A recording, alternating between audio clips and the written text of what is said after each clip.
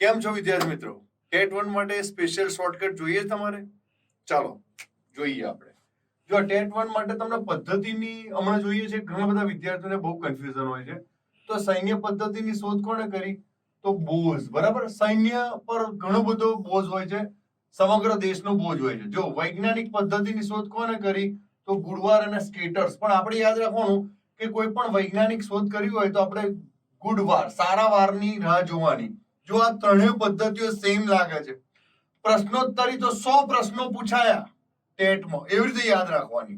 પ્રશ્નાવલી તો વુડવર્થ, ગુડવર્થ છે પ્રશ્નાવલી માટે, ગુડવર્થ છે, એવું યાદ રાખો. પ્રશ્ન જવાબ, તું શું કરવા પ્રશ્નના જવાબ પૂછે છે?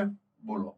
મૂલ્યાંકન, જો આપણે રાઈસ લેવા જઈએ તો આપણે મૂલ્યાંકન કરીએ છીએ મારા વાલા વિદ્યાર્થી મિત્રો. અને આ બાજુ આવી જાવ જરા, તમારો 1 માર્ક્સ રોકડો છે.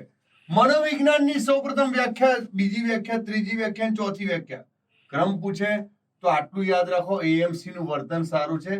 આત્માનું વિજ્ઞાન, મનનું વિજ્ઞાન, ચેતનાનું વિજ્ઞાન અને વર્તનનું વિજ્ઞાન. બીજું એક ખાસ યાદ રાખો, પ્રેરણા નહીં તો વર્તન નહીં, પ્રેરણા નહીં તો વર્તન નહીં, પ્રેરણા નહીં તો વર્તન નહીં. પ્રેરણા ના હોય ને તો ભાઈ ઘેર જા, ઘેરેટ.